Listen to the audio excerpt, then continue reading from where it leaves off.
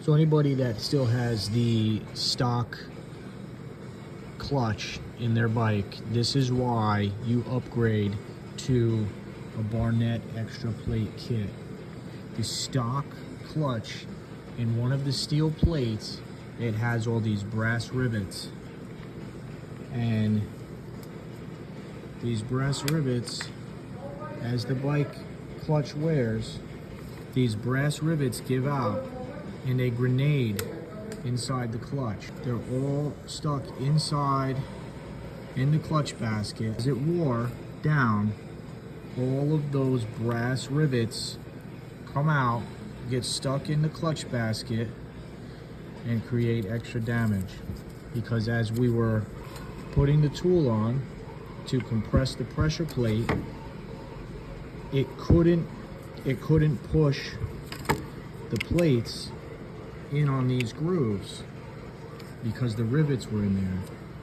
The tool compresses this plate down, and what's going on here is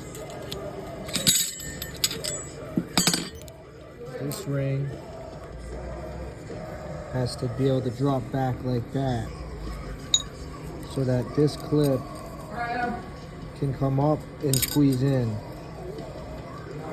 But if it's not able to push back that far and have some room to move, you're not going to be able to depress this clip.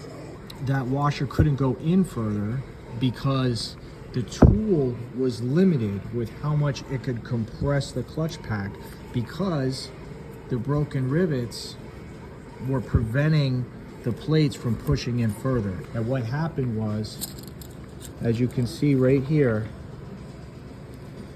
it cracked the cast aluminum pressure plate right there at this weak spot where there's the notch, and on the north side right here as well, because the tool needed to compress more in order to be able to get that in enough to push the washer back to get the clip off to release it.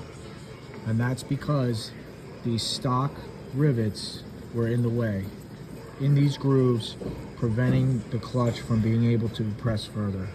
So replace your clutch. If it's an original clutch, replace it before it grenades and creates more problems.